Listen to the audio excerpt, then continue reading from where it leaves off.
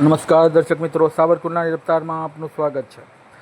અમરેલી જિલ્લાના સાવરકુંડલા તાલુકાના વીજપડી પાસે છાપરી વીજપડી રોડ તરફ જતા મુખ્ય માર્ગ પર પીજીવીએસએલની ગંભીર બેદરકારી સામે આવી હોવાનું સ્થાનિકોમાંથી જાણવા મળી રહ્યું છે.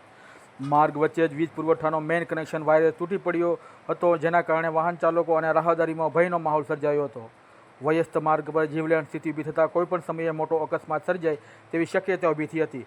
સ્થાનિક લોકો તેમજ માર્ગ પરથી પસાર થતા વાહન ચાલકોએ તાત્કાલિક કચેરીને જાણ કરી, છતાં પણ જવાબદાર કચેરીઓ સ્થળ પહોંચવામાં મોડું કરતા લોકોમાં રોષ ફેલાયો હતો.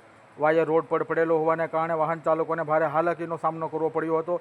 કેટલાક લોકોએ પોતાના વાહનો અટકાવી અન્ય લોકોને સાવચેત રહેવા માટે સૂચન પણ આપવી પડી હતી. સ્થાનિક લોકોના જણાવ્યા મુજબ વીજ વિભાગ દ્વારા સમયસર કરવામાં આવ્યું હોત તો લાંબા સમય સુધી જોખમી પરિસ્થિતિ ન રહેત.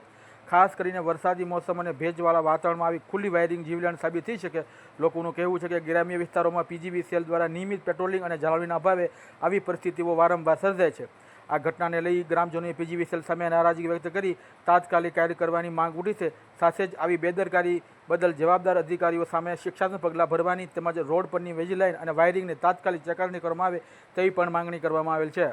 Bureau report, Savarkundla રફતાર, Sarfaraz Khokhar, Vijpadi.